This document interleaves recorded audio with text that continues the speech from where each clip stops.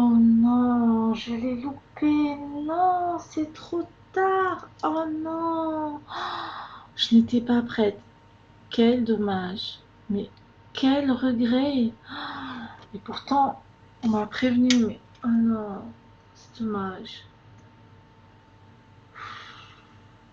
Est-ce que ça vous est déjà arrivé, les enfants, d'être surpris, de ne pas être prêt, d'avoir loupé? Et pourtant, on vous a prévenu. Quel dommage, mais quel regret, c'est trop tard. Eh bien, aujourd'hui, nous allons voir des gens qui ont vécu ça. Des gens, en fait, pour qui c'était trop tard. Des gens pour qui c'était dommage. Au temps de Noé, les enfants, les hommes et les femmes étaient violents. Ils n'arrêtaient pas de désobéir à Dieu. Et Dieu voyait à quel point les péchés de l'homme grandissaient. Toutes les pensées de son cœur étaient tournées vers le mal, étaient dirigées vers ce qui était mal. En fait, le monde était vraiment devenu mauvais. La Bible dit que Dieu avait le cœur en peine. Il était attristé. Il était triste d'avoir fait l'homme sur la terre. Et vous savez quoi? Il a décidé d'effacer tous les hommes de la planète, de détruire la terre entière. Vous savez ce que c'est un péché, les enfants? Les premiers qui ont péché ont été Adam et Ève. Les premiers hommes que Dieu a créés. Ils ont désobéi à Dieu. Et le péché, les enfants, c'est mentir, désobéir aux parents, tricher, voler. En fait, c'est tout le mal que nous pouvons faire. Tout comme Adam et Ève l'ont fait, c'est désobéir à ce que Dieu dit. Ne pas faire ce que Dieu dit. Ça, c'est le péché. Alors, ma question, est-ce que nous sommes si différents de ces hommes du temps de Noé? Eh bien non, je ne pense pas. Nous aussi, nous avons péché. Et nous péchons toujours.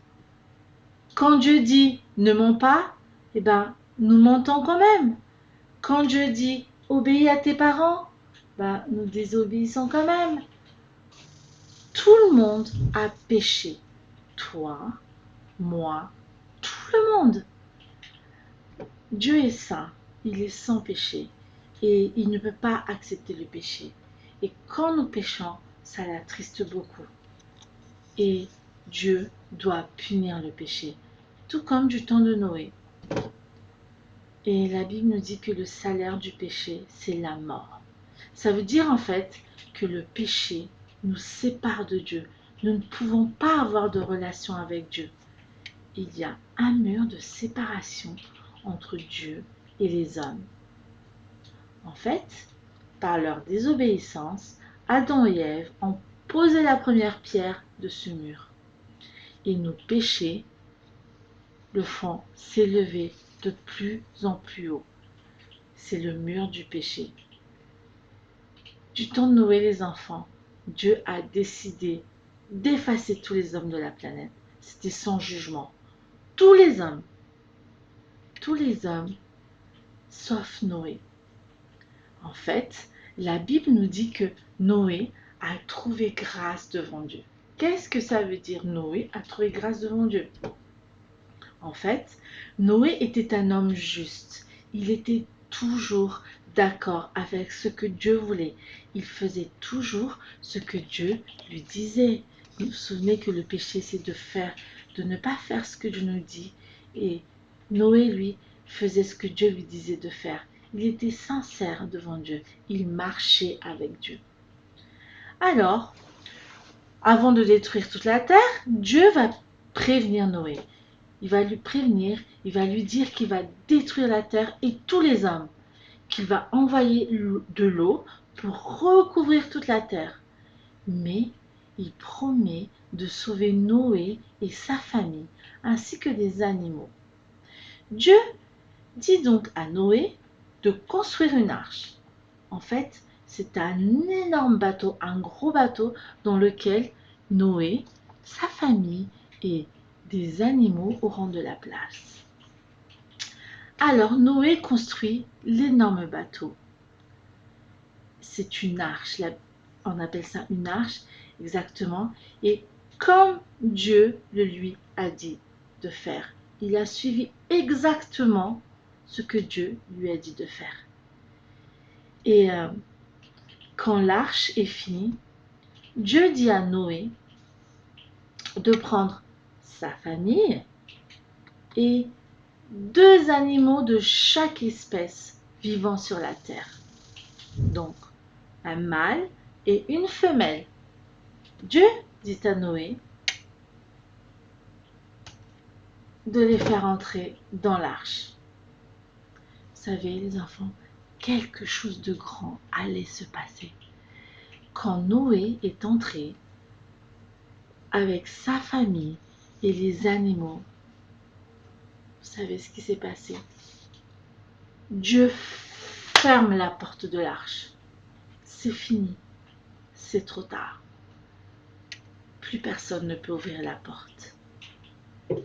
Et vous savez ce qui s'est passé, les enfants? Il s'est mis à pleuvoir. D'abord tout doucement, puis de plus en plus fort. Et la pluie tombe, comme ça, pendant 40 jours, 40 nuits. Et l'eau commence à monter, monter, monter. Est-ce que vous avez entendu parler de la tempête Alex dans le sud de la France, il n'y a pas longtemps? Eh bien, cette tempête, elle a détruit beaucoup de choses quand elle est arrivée. Elle a détruit des maisons, elle a détruit des ponts, elle a inondé, elle a rempli d'eau une partie de la France. Eh bien, ce qui était en train d'arriver du temps de Noé, les enfants, ça s'appelle un déluge et c'était bien pire que cette tempête parce que c'était toute la terre, le monde entier qui était recouvert par l'eau. Tout était recouvert par l'eau. Mais l'arche, les enfants, se balançait sur l'eau. Et tout le monde, malheureusement les enfants, tout le monde qui était hors de l'arche a été détruit. Tout le monde est mort. Tout le monde, sauf les personnes et les animaux qui étaient dans l'arche. Mais quelle catastrophe! La Bible nous dit que Noé, en fait, avant l'arrivée de cette destruction, avant le jugement de Dieu, avant le déluge, Noé appelait les gens de son époque à changer d'attitude, à revenir à Dieu. Mais la Bible nous dit que très peu ont répondu à l'appel. Vous vous souvenez que les hommes ne voulaient pas obéir à Dieu. Dieu leur a dit clairement les choses et ils ne le font pas. Par Noé, il leur a dit de monter dans l'arche, mais ils n'obéissent pas, ils ne veulent pas. Si seulement. Eh bien, seulement un petit nombre de personnes, 8 en fait, c'est-à-dire la famille de Noé et les animaux sont entrés dans ce bateau. Et du coup, seulement ceux-là ont été sauvés à travers l'eau. Tous les autres sont morts. Tous les autres ont péri dans l'eau et sans se douter de rien. Ils ont été surpris par le jugement de Dieu. Et la Bible nous dit que de la même façon que le déluge a surpris les personnes qui ne sont pas montées dans l'arche, Jésus, les enfants, va revenir. Il va revenir et ceux qui n'y seront pas préparés, eh bien, ils seront aussi très surpris et malheureusement, ils seront détruits, jetés loin de Dieu. Tous ont péri, sauf ceux qui sont passés par la porte de l'arche. Être dans l'arche, les enfants, c'est être passé par Jésus. Nous avons tous péché, et tout comme ces hommes et ces femmes du temps de Noé, nous devons être punis. C'est le jugement de Dieu pour les péchés. Alors, nos péchés, on a dit tout à l'heure, c'est le mur qui nous sépare de Dieu. Comment franchir ce mur? Comment passer de l'autre côté du mur?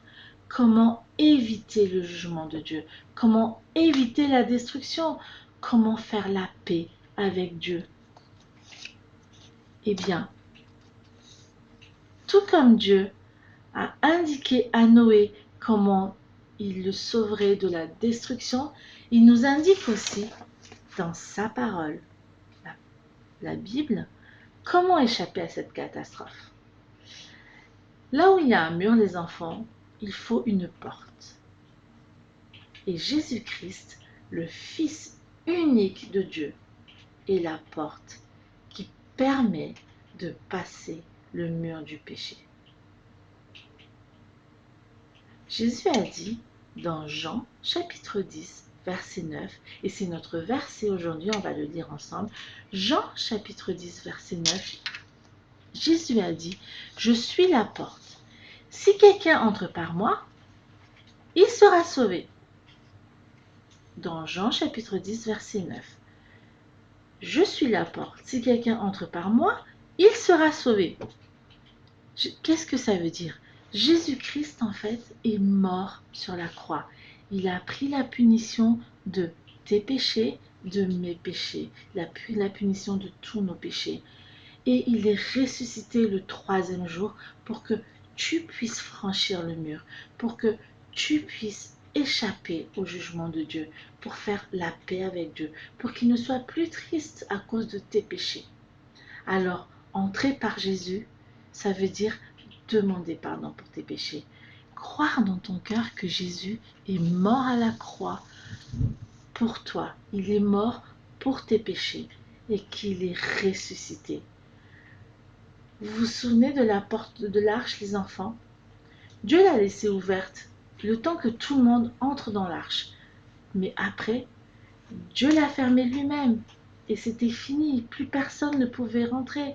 Parce que c'était le jour du jugement. C'était trop tard pour tous ceux qui ne sont pas entrés dans l'arche. C'était fini.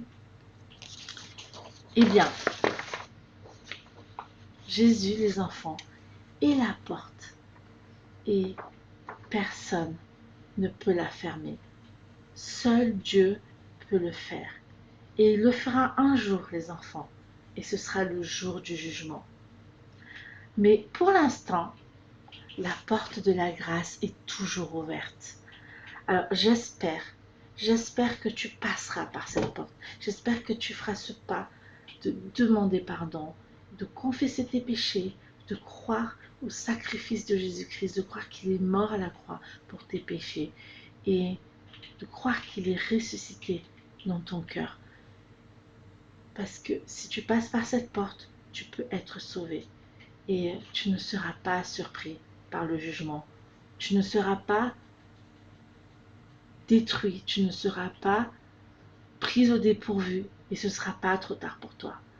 Alors, on va répéter le verset, on avait dit dans Jean chapitre 10, verset 9, Jésus a dit, « Je suis la porte, si quelqu'un entre par moi, il sera sauvé. » Jean chapitre 10, verset 9. Alors, la semaine dernière, nous avons vu un chant avec Fanny qui nous parle de ce que Dieu a fait pour nous, de l'amour de Dieu pour nous, de ce qu'il a donné son Fils Jésus mourir à la croix pour nous. Alors aujourd'hui je vais vous le mettre et comme ça vous allez pouvoir chanter avec moi. Alors je vous fais juste patienter un instant. Je vais mettre le chant, on va le préparer et j'espère que vous allez tous bien chanter chez vous. C'est parti.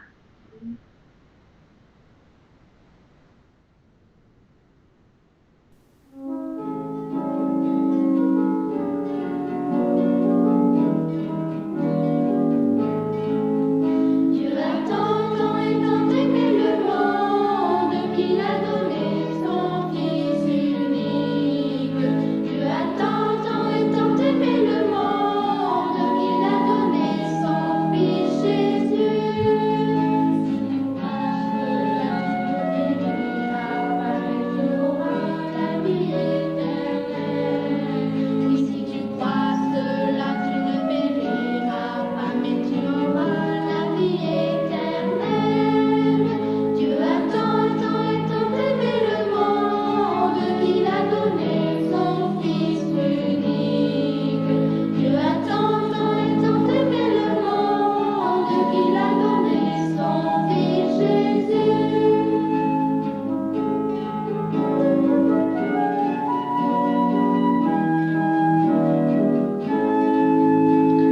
moi je vous dis à bientôt les enfants.